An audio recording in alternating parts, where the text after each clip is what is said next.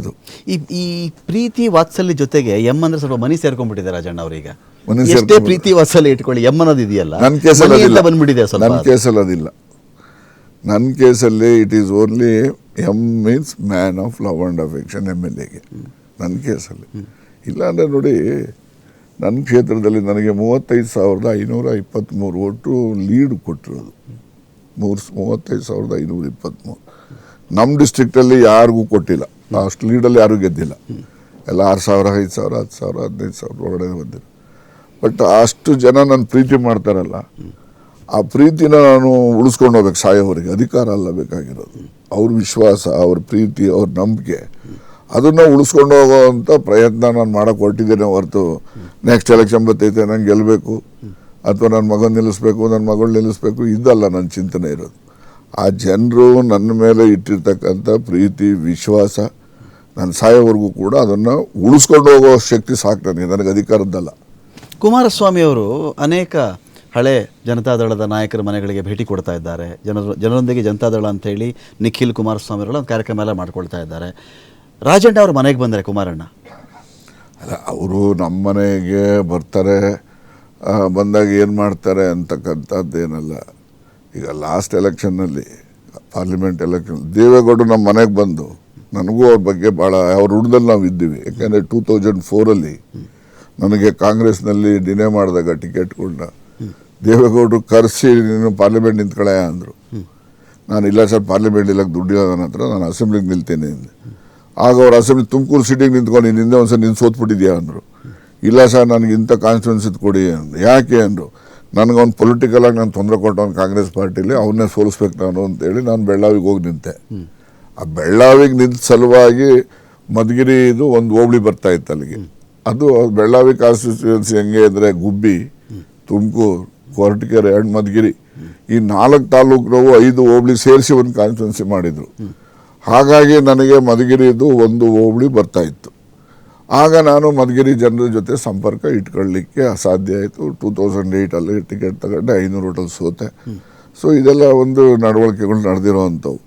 ಹಾಗಾಗಿ ನನಗೂ ಅವ್ರ ಬಗ್ಗೆ ಪ್ರೀತಿ ಒಳಗಡೆ ಇತ್ತು. ನಮ್ಮ ಮನೆಗೆ ಬರ್ತಾರೆ ಅಂತ ಹೇಳಿದ್ರು, ನಾನು ಮನೆಗೆ ಬರ್ತಾರೆ ಯಜಮಾನ ಅಂತೇಳಿ ನಾನು ಉಪ್ಪಿಟ್ಟು, ಅವ್ರು ಸ್ವಲ್ಪ ಉಪ್ಪಿಟ್ಟು ಇಷ್ಟ ಆಯ್ತು ಅವ್ರಿಗೆ. ಆಗ ಈಗೇನು ಗೊತ್ತಿಲ್ಲ, ನಾನು 2004 ಅವರಲ್ಲಿ MLA ಇದ್ದಾಗ ಅವ್ರಿಗೆ ಉಪ್ಪಿಟ್ಟು ಅದೆಲ್ಲ ಸ್ವಲ್ಪ ಅಕ್ಕಿ ರೊಟ್ಟಿನೂ ಇಷ್ಟ ಸ್ವಲ್ಪ. ಇದು ಅವ್ರು ನಾನು ಬರ್ತಾರೆ ಮನೆಗೆ ಅಂತ ಹೇಳಿ ನಾನು ಇದ್ದರೆ ನಮ್ಮ ಮನೆ ಸಂಧಿ ಒಳಗೆ ಆಸೆ ಹೋಗ್ತಾರೆ, ಮನೆಗೆ ಬರಲಿಲ್ಲ.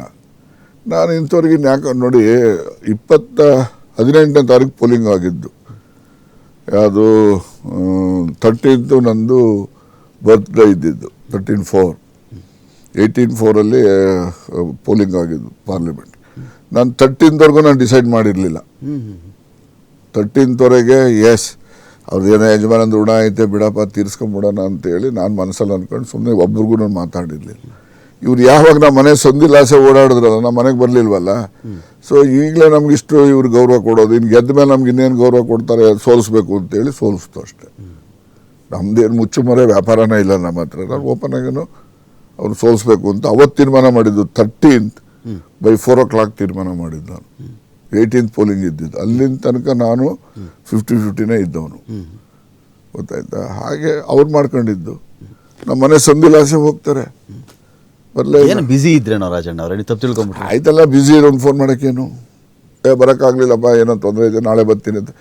ಕೆಲ್ಸಕ್ಕೆ ಬರ್ದವ್ರ ಮನೆಗೆ ಹೋಗಿ ಅರ್ಧ ದಿವಸ ಕೂತಿರೋದು ಹೇಳಲ್ಲ ನಾನು, ಯಾರ್ಯಾರ ಮನೆಗೆ ಹೋಗಿ ಎಷ್ಟು ಗಂಟೆ ಕೂತವ್ರೆ ಅಂತ. ಕೆಲ್ಸಕ್ಕೆ ಬರ್ದವರು ಅವ್ರು ಒಂದು ಓಟ್ ಹಾಕಲ್ಲ ಇವ್ರಿಗೆ, ಹೇಳೋಣ ಅವ್ರ ಹೆಸರುಗಳೇ ಹೇಳ್ತೀನಿ, ನನಗೇನದ್ರಿಂದ ಆ ಮುಜುಗರ ಏನಿಲ್ಲ. ಅಂಥವ್ರ ಮನೆಗೆ ಹೋಗಿ ಅರ್ಧ ದಿವಸ ಕೂತ್ಕೊಂಡವ್ರೆ.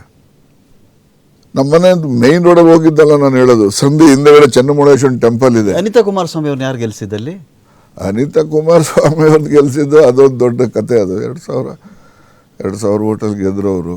ಸಿದ್ದರಾಮಯ್ಯವ್ರು ಒಂದು ದಿವಸ ಬಂದಿದ್ರೆ ನಾನು ಗೆಲ್ತಾ ಇದ್ದೆ, ಬರಲಿಲ್ಲ. ಏನು ಮಾಡೋದು, ಕೆಲವು ಸರಿ ನಾವು ಯಾರು ದೂಷಣೆ ಸಿದ್ದರಾಮಯ್ಯ ದೂಷಣೆ ಮಾಡೋಕ್ಕಾಗ್ತದ? ಅವ್ರು ಒಂದು ದಿವಸ ಬಂದಿದ್ರೆ ನಾನು ಗೆಲ್ತಾ ಇದ್ದೆ. ಯಾಕೆ ಬರಲಿಲ್ಲ ಸಿದ್ದರಾಮಯ್ಯವರು? ಏನೋ ಅದು ಅವರ ಪರ್ಸನಲ್ ಡಿಸಿಷನ್ನು. ಅದನ್ನೆಲ್ಲ ನಾವು ನೀವು ಯಾಕೆ ಬರಲಿಲ್ಲ ಅಂತ ಹೋಗಿ ಅವ್ರ ಹತ್ರ ಕೇಳೋಕ್ಕಾಗ್ತದ? ಈಗ ರೇವಣ್ಣ ಕರೀತಿದಾರಂತೆ ರಾಜಣ್ಣ ಅವ್ರನ್ನ, ತುಂಬ ಟಚಲ್ಲಿ ಇದ್ದಾರಂತೆ ರೇವಣ್ಣ ಅವ್ರು. ಇಲ್ಲ, ರೇವಣ್ಣಂದು ಏನಂದರೆ ಟಚ್ಚಲ್ಲಿ ಅಂದರೆ ಏನಾಗ್ತದೆ, ಈ ಎಪೆಕ್ಸ್ ಬ್ಯಾಂಕ್ನಲ್ಲಿ ಅವ್ರು ಸನ್ನೆ ಡೈರೆಕ್ಟ್ ಇದ್ದಾರೆ. ಆಮೇಲಿಂದ ಇನ್ನೊಬ್ಬ ರಾಜಣ್ಣ ಅಂತೇಳಿ ಕೋಆಪರೇಟಿವ್ ಫೆಡರೇಷನ್ನಲ್ಲಿ ಅವರಿದ್ದಾರೆ. ಅವರು ಸಹ ಇಲ್ಲಿ ರಾಜ್ಯ ಮಟ್ಟದಲ್ಲಿ ಚುನಾವಣೆಗಳು ಬಂದಾಗ ನಾವು ಅವ್ರಿಗೂ ಸಹಾಯ ಮಾಡಬೇಕಾಗ್ತದೆ, ಅವ್ರು ನಮಗೂ ಸಹಾಯ ಮಾಡಬೇಕಾಗ್ತದೆ. ಆ ಥರದಲ್ಲಿ ಪೊಲಿಟಿಕಲ್ ಅಫಿಲಿಯೇಷನ್ ನಮ್ಮ ಕೋಆಪರೇಟರ್ಸ್ಗೆ there is no political party affiliation. ಕೋಆಪರೇಟರ್ಸ್ದೇ ಒಂದು ಪಾರ್ಟಿ, ಗೊತ್ತಾಯ್ತಾ? ಅದರಿಂದ ಇದಕ್ಕೂ ರಾಜಕೀಯದ ಅಫಿಲಿಯೇಷನ್ಗೂ ಭಾಳ ಡಿಫ್ರೆನ್ಸ್ ಇದೆ.